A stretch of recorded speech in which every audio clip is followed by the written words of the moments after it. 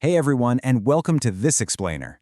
Today, we're diving into some seriously heavy stuff, and I mean that literally. We're translating a deep dive tutorial from Virtualization Options LLC. If you don't know them, they're a fantastic Colorado-based technology research, education, and advisory organization. We're going to be unpacking the brutal physical realities of powering modern AI. Specifically, we're zeroing in on Chapter 7 of their absolutely massive 12-part tutorial, The Modern Data Center, Networking in the AI Age. So, we're going to skip all those high-level buzzwords you hear every day and look at the absolute thermodynamic limits that are fundamentally forcing us to redesign modern infrastructure. Let's get into it.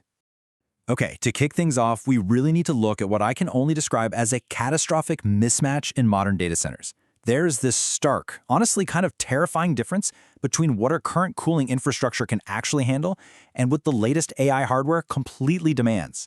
We're talking about the absolute maximum capacity of standard air cooling going up against the massive thermal output of something like a modern NVIDIA GB200 rack. So that brings us to Section 1, the heat rejection cliff. Basically, the end of air cooling.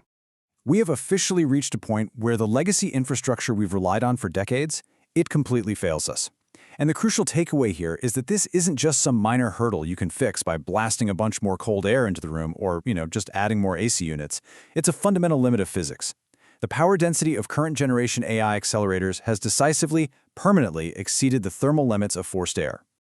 To put some numbers on this, the absolute optimized ceiling for air cooling sits somewhere around 30 to 41 kilowatts per rack. And by the way, that assumes you have absolutely perfect airflow management and hot aisle containment. But then, you compare that to the reality of an AI-class deployment. A single GB200 NVL72 dissipates over 130 kilowatts per rack. Think about that for a second. A single AI rack generates more than 3 times the maximum heat that the best engineered air cooling room can possibly handle. There's no getting around it. Liquid cooling is no longer just some optional enhancement. It is an absolute prerequisite. Moving right along to Section 2, the physics of liquid cooling, which is really our only viable path forward. To actually move forward and solve this crisis, we require completely rethinking our thermodynamic approach. And the fundamental reason liquid cooling is the only way forward comes down to one massive, undeniable advantage: 3,500.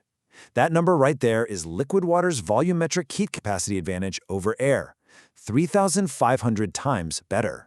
Because of that insane 3,500x advantage, we can drastically change how we operate inside the data center. The massive, noisy, literally hurricane-force winds of 40 cubic meters of air per minute required to keep a GPU safe, completely replaced. Instead, you only need about 2 to 3 liters of water per minute flowing through the system, and that water only experiences a modest 10 to 15 degrees Celsius temperature rise to achieve the exact same cooling effect.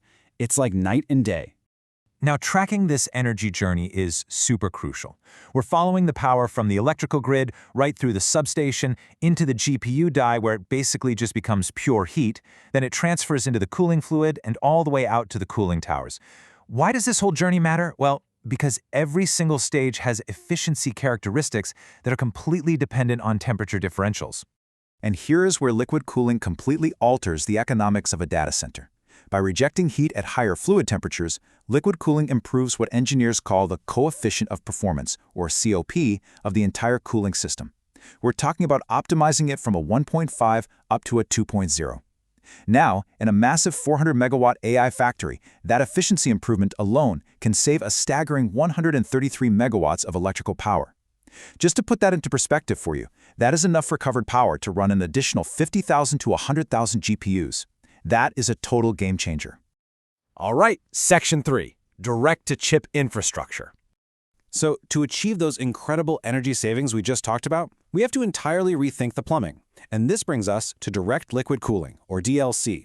It literally eliminates the middleman. Instead of trying to chill the air in the whole room just to cool down a heatsink, you use metal cold plates and thermal interface materials to circulate fluid and pull that heat straight off the hot silicon of the GPU, CPU, and memory. But pulling this off at scale requires some intensely complex facility infrastructure. You have cooling distribution units, or CDUs, acting as the primary interface.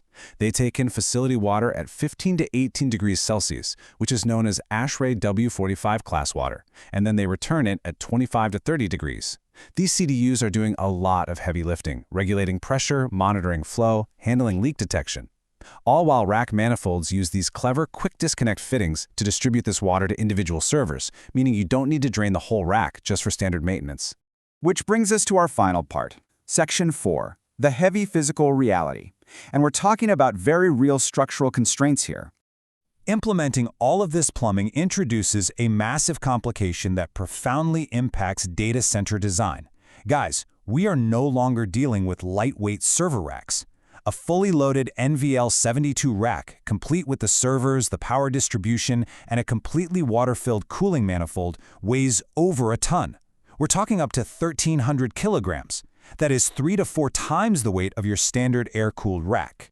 This extreme weight, combined with the actual physical space required for all those water supply and return manifolds, means your deployment checklist has to entirely change. You absolutely must validate the structural loading capacity of your raised floors. You're going to need specialized seismic anchoring. You need to ensure your hot aisle containment systems can actually handle this structural load. If you don't coordinate the whole shebang before a single piece of hardware is ordered, you are staring down the barrel of catastrophic deployment delays. And if that wasn't enough, network engineers now face the harrowing task of basically coexisting with plumbers. Delicate, high-density fiber cable assemblies connecting to your spine switches must be meticulously routed around wet plumbing infrastructure. And in hybrid-cooled environments, you've got to do this without creating airflow blockages or compromising thermal isolation.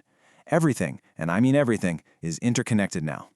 So, as we wrap up this explainer, you really have to ask yourself a critical question based on the facts we've covered today.